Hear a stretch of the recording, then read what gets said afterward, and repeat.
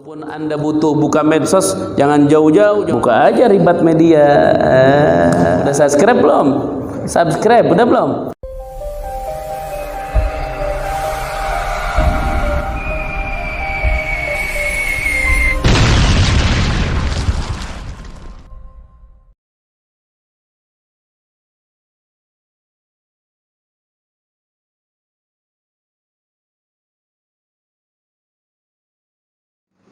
Curhat akhirnya ke Pak Didi, kata Pak Didi, nggak tahu Ustaz, kita nggak pernah ngejelek-jelekin produk orang, tapi yang pasti Hori itu nomor satu. Masya Allah, Pak Didi ini kalau orang Sunda bilang ini CS Ampeg namanya.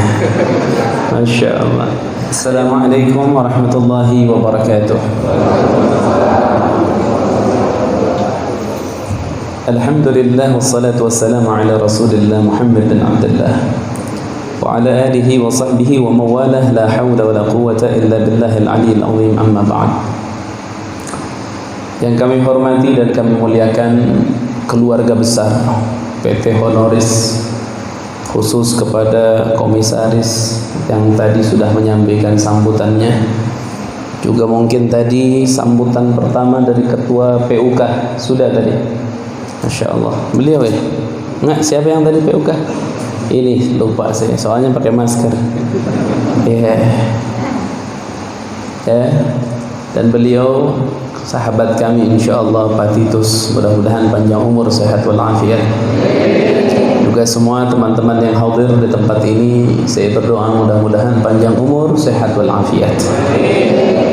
Saya ingin berbicara sore ini berawal dari sebuah cerita ya. Jadi dulu ada orang, dia memperumpamakan antara Allah dengan hamba atau Tuhan dengan hamba seperti bos dengan pegawai katanya. Saat big boss ini di tingkatan ke-10 ke-11, dia mau manggil anak buahnya yang di bawah. Anak buahnya sibuk dengan kerjaannya. Akhirnya si bos ini mengingatkan dia untuk melihat ke atas, dilemparin duit. Jatuh ke bawah, tuh pegawai dapat duit. Senang dia. Cingkrak-cingkrak, duit diambil, dia fokus lagi. Ini bosnya di atas teriak-teriak, lu liatin ani dong. Cepetan nih, lihat ke atas nih. Anak buah. Gak ngelirik juga. Dilemparin lagi pakai duit yang lebih gede. Wah, ada duit yang gede nih, diambil lagi sama dia tuh duit. Enggak ngelirik juga dia. Innalillah. Akhirnya bosnya mikir, wah ini kalau dilemparin duit terus dia nggak ingat-ingat, mesti ngambil batu nih, kayaknya di batu kecil nih. Diambil lah kerikil kecil, dilempar kena kepalanya. Letuk, sakit. Baru dia ngelirik kemana? Ke atas. Oh, ternyata bosnya manggil-manggil. Dia lupa terus kemana-mana. Ini perumpamaan saat ini, sahabat-sahabat semua. Kita ini mungkin banyak lalai, banyak lupa, banyak ini dan ini. Akhirnya dilempar pakai kerikil kecil namanya corona. Saya pernah kenalan nama corona itu. Corona. Jadi corona itu sesuatu kecil. Saya nggak mau masalah membahas kontroversi atau apapun, karena bukan wewenang saya dan saya bukan ahlinya. Tapi saya hanya ingin berbicara, apapun sudut pandang Anda tentang corona, silahkan. Tapi yang menjadi intinya adalah itu teguran dari Allah, bentuknya kerikil kecil yang kita banyak lupa, banyak lalai. Di saat dapat rezeki berlimpah dan lain-lain, Allah tegur kita agar kita kembali kepada Allah Subhanahu wa ta'ala. Makanya ada satu kata-kata daripada Nabi Muhammad SAW yang saya artikan langsung. Kata Nabi, tidaklah bala bencana diturunkan kecuali karena dosa-dosa manusia, dan tidaklah bala itu diangkat kembali oleh Allah terkecuali dengan istighfarnya manusia. Maka oleh sebab itu teman-teman, saya ingin coba baca satu firman Allah Subhanahu wa ta'ala. Allah Subhanahu wa ta'ala berfirman, "Alladzi khalaqal mauta wal hayata liyabluwakum ayyukum ahsanu amala. Jadi dalam kehidupan kita manusia itu ada namanya hidup dan mati. Itu Allah Subhanahu wa ta'ala ciptakan itu bukan kebetulan, bukan apa-apa. Itu adalah bentuk ujian kepada manusia. Saat mereka hidup itu ujian. Agar apa? Agar mereka semuanya menjadi hamba-hamba yang terbaik di sisi Allah melalui ujian itu. Tapi tidak sedikit pula orang-orang yang gugur atau gagal dari ujian sehingga mereka menjadi hamba-hamba yang tercela dan mereka menjadi hamba-hamba yang dibenci oleh Allah. Makanya sahabat-sahabatku yang dirahmati oleh Allah, dunia ini sekarang sedang dilanda oleh ujian yang begitu berat. Termasuk kita, termasuk kami, termasuk Anda. Makanya mudah-mudahan kita menjadi hamba-hamba yang berhasil melalui ujian ini sehingga Allah ridho kepada kita semuanya. Amin ya Rabbal. Tapi pasti masing-masing bertanya, Ustaz, itu ujian yang terbaik caranya lewatinya pakai apa? Melewati ujian itu tidak ada lagi jalan yang terbaik adalah mendekatkan diri kepada Allah. Sekarang saya mau tanya, coba teman-teman yang ada di sebelah sini yang laki-laki ya. Anda kalau banyak duit ujian apa bukan? Banyak duit ujian apa bukan? Ujian. Gak punya duit ujian apa bukan? Kalau saya tanya jawab yang jujur. Berat mana? Diuji banyak duit apa enggak punya duit?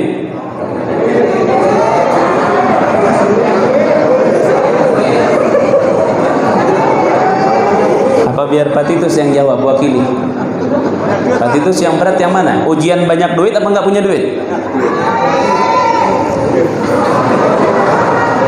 Di belakang banyak duit. Itu yang paling kencang biasanya istri muda itu. Masya Allah. Tadi Pak Titus ngungkit atau ngomongin masalah ceramah Ustaz siapa? Das'ad Latif. Saya juga ketemu sama beliau waktu di Jakarta tuh. Itu Ustaz Masya Allah punya kelebihan, Allah kasih kelebihan. Ustaz Abdul Somad sama, lucu tapi bobot, berisi, luar biasa sekali. Mudah-mudahan beliau-beliau ulama kita panjang umur. Cuman kalau urusan rezeki saya ulangi lagi. Itu dulu lagi kecil-kecil kita dididik ada lagu tuh. Lagu apa? Cicak-cicak di dinding. Cicak-cicak. Apa mau lagu itu sekali aja? Hah? Ah jangan, nanti viral bahaya. Ini honoris TK apa tempat apa ini? Ini sekolah TK apa? Biar saya wakili aja dah. Itu ada lagu itu mendidik itu. Cicak-cicak di dinding diam-diam merayap, datang seekor nyamuk, hap-hap lalu ditangkap. Yang datang tuh nyamuk apa cicak? Yang datang nyamuk apa cicak? Nyamuk makanan cicak apa cicak makanan nyamuk? Berarti yang datang itu makanan apa cicaknya? Ada sejarah cicak di situ terbang ngejar-ngejar nyamuk. Kalau dia kejar-kejar itu nyamuk semakin dekat semakin jauh. Semakin jauh. Enggak saya katakan Anda di cicak enggak. Masa Anda cicak? Kita manusia dikasih akal sama Allah. Ada orang cerita ke saya, Ustaz mohon doanya, ada apa? Allah ini kayaknya gak sayang kepada saya Ustaz. Gak sayang. Kenapa Allah gak sayang sama engkau? Bayangin Ustaz, saya hidup sulit Ustaz. Sampai-sampai mohon maaf Ustaz, saya di rumah itu nganggur 25 tahun Ustaz. Istri saya, anak saya Ustaz nangis. Nganggur 25 tahun.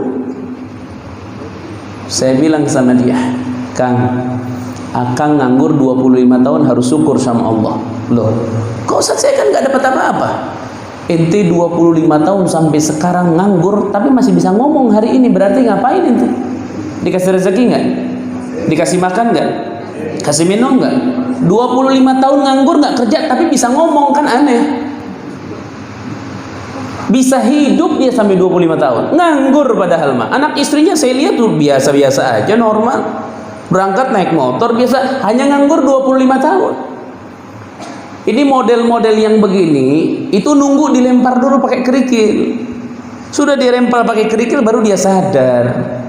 Makanya sahabat-sahabatku yang dirahmati oleh Allah, Anda ini jadilah orang yang sadar lebih dulu sebelum ditegur. Karena kalau Anda sadarnya setelah ditegur, itu berbahaya. Makanya tadi pertanyaan dijawab kompak dan jawabannya ngepas. Apa?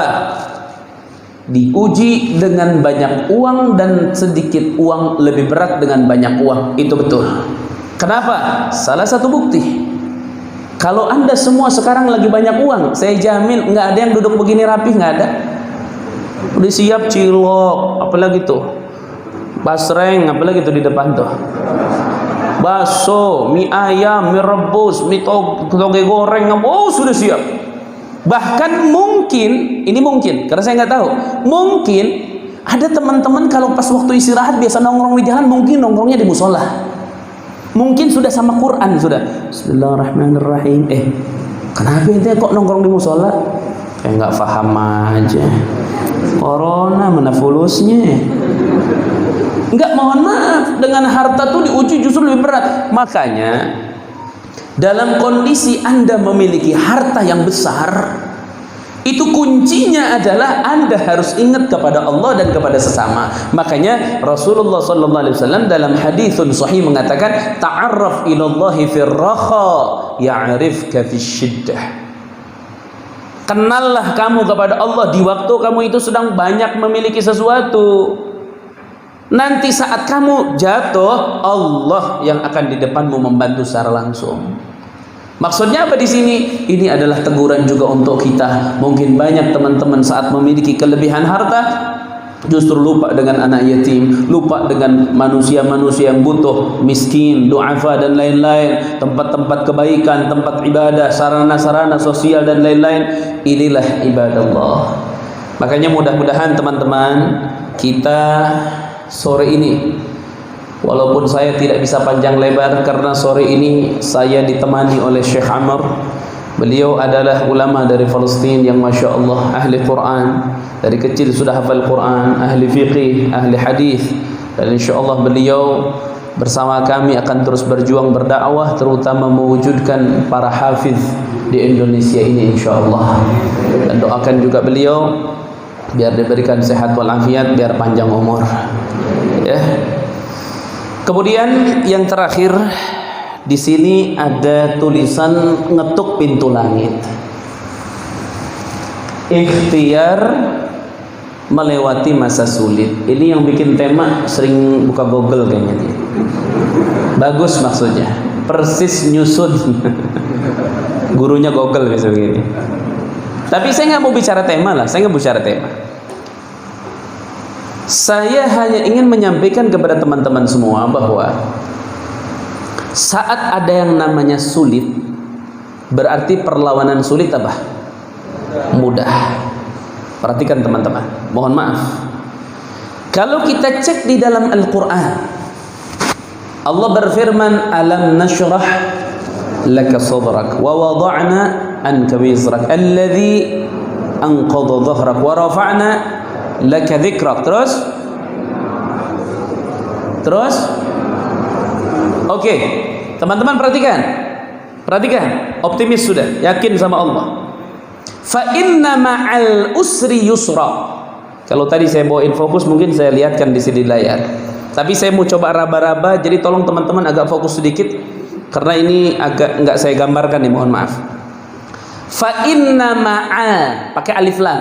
Fa inna ma'al usri yusran. Inna ma'al usri yusran. Ada kalimat usrin itu adalah kesulitan, pakai alif lam. Yusron artinya kemudahan, enggak pakai alif lam. Dalam ilmu bahasa Arab, kalau ada dua kalimat disebutkan dua kali pakai alif lam, berarti yang pertama dan yang kedua itu juga, artinya sulit itu hanya satu. Tapi saat yusron artinya kemudahan dan tidak menggunakan alif dan lam di awalnya, maka kemudahan di ayat pertama dengan kemudahan di ayat kedua itu lain. Artinya apa? Artinya kasih sayang Allah itu luar biasa. Allah di dalam segala hal menciptakan dua kemudahan dan satu kesulitan. Jadi pada saat teman-teman dahulu Anggaplah beberapa bulan yang lalu mendapatkan kemudahan. Itu yusron di ayat pertama. Nikmati, jalankan, jangan lupa syukur. Kalau dulu nggak pernah syukur, cepat-cepat istighfar. Jangan sampai nanti Allah angkat semuanya. Cepat istighfar, minta ampun sama Allah, minta maaf sama Allah. Saat itu sudah berlalu, kemudian merasakan yang namanya usrun, kesulitan, jangan kaget. Jangan. Kalau dibilang mau kaget mau jangan, yang kesian tuh Ustadz Muhi. Yang kesian mah saya. Bapak-bapak mah punya anak berapa? Punya di sini anak yang paling banyak berapa? Ada yang punya anak 10? Ada. Bentuknya kayak apa itu? Odong-odong. Ada yang punya anak 10? Nggak ada. Saya anaknya 100. Banyak. Punya sedikit usaha, pasca corona tutup semuanya. Seperak pun nggak ada yang masuk ke tempat usaha kita. Mungkin ada silaturahmi, kajian, mereka ngasih hadiah transportasi atau apa, itu juga tutup semuanya. Bayangkan 4 bulan saya off semuanya. Tapi apa yang terjadi? Karena kita dididik oleh Al-Quran, kita nggak gentar, nggak takut. Justru saat ada itu, oh kita lebih dekat sama Allah. Kita lebih maju lagi terus, lebih yakin lagi. Kenapa? Karena Allah sedang sayang sama kita. Kalau Allah nggak sayang sama kita, Allah akan biarkan kita ngalur ngidul nggak jelas. Makanya kata Nabi Muhammad dalam hadisnya apa? Kabar gembira buat kita teman-teman. Tolong Anda percaya. Percaya karena ini bukan ucapan saya, ini ucapan Nabi Muhammad. Apa? Idza ahabballahu al-'abda ibtalahu. Apabila Allah mencintai hambanya, maka bentuk kecintaan itu akan Allah buktikan dengan Allah menguji mereka. Allah itu menciptakan ada yusrun, dihampit kesulitan dengan 2 kemudahan. Jadi saat manusia itu diberikan kesulitan oleh Allah, bukan berarti mereka sedang dibenci, mereka sedang dicinta. Hanya saja Allah Subhanahu wa ta'ala itu sedang menunggu apakah kesabaran mereka sampai ke titik yang diharapkan oleh Allah. Seperti layaknya anak-anak muda saat mencintai perempuan-perempuan, mereka uji, atau perempuan pun mencintai laki-laki, mereka juga mencoba menguji. Pura-pura nggak punya duit lah, punya pura-pura gatelan lah, ingin melihat tingkatan kecintaannya. Maka saat ujiannya lewat, dia cintanya luar biasa. Allah pun sama uji kita. Kenapa? Ada kemudahan, ada kesulitan. Pasca kemudahan sudah kita rasakan, sudah berlalu. Sekarang pasca ini kita berada. Tapi ingat, Anda semua harus sabar. Jalani, tekuni, minta sama Allah. Jangan ngedumel, jangan ngeluh, jangan apa-apa. Jalankan semua syariat Allah dengan baik, terutama berbagi dengan sesama. Ada orang ngomong, Ustaz kok berbagi lagi nggak punya duit? Kalau berbagi mah pas punya duit. Salah. Berbagi itu pas nggak punya dan sudah punya, itu berbagi. Tidak ada masa untuk berbagi. Karena itu adalah salah satu jalan di antara sekian banyak jalan yang mempercepat kemudahan yang kedua ini menanti kita, itu lebih cepat dikembalikan oleh Allah Subhanahu wa ta'ala. Kalau ibarat jarak, mohon maaf nun sewu nih, kalau ibarat jarak, kita pas kesulitan nih, kemudahan ada di sana, jaraknya 80 kilo. Kalau Anda ngegas mobil Anda pakai 20, kira-kira sampainya dengan yang ngegas 80 lebih cepat mana? 80 lebih cepat. 80 lebih cepat. Nah, saat kita menemukan kesulitan agar kita ngegas sampai cepat kepada kemudahan, maka ikutilah saran-saran Allah Subhanahu wa ta'ala. Apa? Selain daripada doa, saran Allah Subhanahu wa ta'ala, karena doa adalah silahul mu'min, senjata orang mukmin. Yang kedua adalah berbagi. Maka teman-teman, mohon maaf, saat Anda diuji di suatu tempat, di tempat pekerjaan, maka jangan pernah Anda menyalahkan pimpinan, atasan, apa enggak, semuanya salah. Maka pada saat Anda ingin merubah daripada itu semua, kesulitan agar segera dihindarkan oleh Allah, gaspolnya bukan 80, 160, biar cepat. Caranya bagaimana? Jangan cuma para pimpinan doang yang berbuat baik, sementara anak buahnya tidak.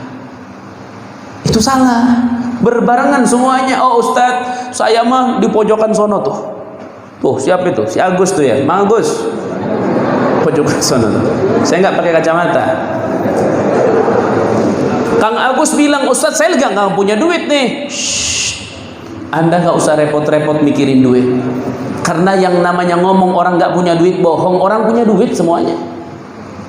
Punya duit. Ustadz bener nggak punya duit. Itu baju sampai banyak-banyak yang nggak kepake buat apa? Jual aja itu baju satu. Buat apa?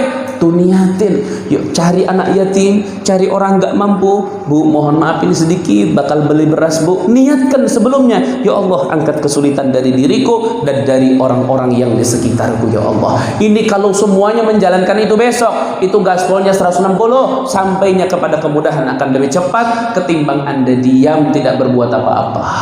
Maka saat ada ujian Allah, yang ingin saya tekankan dan saya ingatkan satu adalah idza ahabballahul abda ibtalah. Kalau Allah menguji kita, tanda Allah cinta kepada kita. Jangan berkecil hati, maju terus, niatkan, doakan, azamkan, berbagi apa yang kita miliki, tebarkan senyum di tempat ini. Insya Allah kesulitan itu akan segera diangkat oleh Allah Subhanahu wa taala. Cuman bingung. Pak Titus dari tadi saya pikir Pak Titus senyum apa kagak ya? Gak kelihatan di sini. Makanya kalau teman-teman pakai masker biar kelihatan senyumnya, beli masker yang ada gambar giginya tuh. Walaupun cemberut dalam tetap aja luar smile. Masya Allah. Jadi mudah-mudahan semuanya diangkat oleh Allah Subhanahu wa taala kesulitannya, amin. Diberikan kemudahan yang terbaik di sisi Allah, amin ya rabbal alamin. Dan yang terakhir, mumpung saya datang kemari, saya ingin menyampaikan terima kasih teman-teman. Selalu ada titipan baik melalui Pak Didi, Bang Ahmad dan lain-lain. Saya ucapkan terima kasih. Banyak saudara-saudara kita yang nggak mampu akhirnya bisa belajar, akhirnya bisa duduk di pesantren, bisa duduk menimba ilmu yang benar, yang tidak didasari dengan kebencian atau apapun itu. Jadi mudah-mudahan sekali lagi teman-teman, tetap kita harus semangat di dalam menjalani hidup ini, karena Allah sedang mencintai kita, bukan Allah sedang membenci kita. Sambut cinta Allah dengan semangat kita, pantang mundur, terus maju, jangan pernah Anda berputus asa. Lakukan doa bukan cuma sore ini, lakukan doa bukan cuma pagi, besok atau lusa. Lakukan doa setiap Anda memiliki kesempatan untuk berdoa, sebagaimana firman Allah, ud'uni astajib. Tidak ada kaitan waktu dan tempat. Allah mengatakan berdoalah kamu kepadaku, niscaya aku akan mengijabah doa kalian. Makanya mudah-mudahan di akhir pembicaraan ini kita akan sama-sama berdoa kepada Allah Subhanahu wa taala. Dan yang membuat saya semangat dengan doa itu adalah Nabi sallallahu alaihi wasallam pernah bersabda, tidak ada perkumpulan muslim 40 orang apalagi lebih kemudian mereka mengangkatkan tangan dan meminta kepada Allah, terkecuali di antara mereka ada orang yang baiknya, dan dengan dialah semua doa yang hadir akan diterima oleh Allah Subhanahu wa taala. Makanya saya sangat optimis dan saya yakin di antara kita pasti ada orang yang terbaik di hadapan Allah, siapapun itu, yang pastinya tidak ada yang tahu. Saya enggak, Anda enggak, siapa enggak ada yang tahu. Kenapa? Allah katakan melalui lisan Nabi Muhammad. Kata Nabi Muhammad, Allah sembunyikan 3 perkara di dalam 3 perkara. Pertama, Allah sembunyikan kebenciannya dalam maksiat. Jadi maksiat manakah yang mengundang kebencian Allah? Nggak ada yang tahu. Ada perempuan gara-gara bunuh kucing dia masuk neraka selama-lamanya. Padahal kucing binatang biasa. Kalau kita hitung-hitung bagaimana dengan yang membunuh manusia? Nggak bisa begitu. Karena nggak tahu maksiat yang mana mengundang kebencian Allah. Yang kedua, ridhonya disembunyikan di dalam kebaikan. Ridho Allah tuh nggak kelihatan. Ada orang ngasih pakai slopnya, jablay, ngasih air minum sama anjing, masuk surga dia gara-gara ngasih minum air sama anjing. Maka mungkin benak kita bagaimana ngasih makan, bagaimana ngasih minum, nggak bisa juga. Kenapa nggak bisa? Karena Allah sembunyikan keridhaan itu disembunyikan di dalam kebaikannya. Yang ketiga, kemuliaan manusia disembunyikan di antara manusia. Maka oleh sebab itu saling berbaik sangkalah. Saya yakin Andalah yang sangat terbaik di sisi Allah. Seperti itu Anda juga harus punya keyakinan. Saat kita saling membangun baik sangka, itu adalah salah satu pengundang keberhasilan dalam segala hal. Amin ya rabbal. Mari kita angkatkan kedua.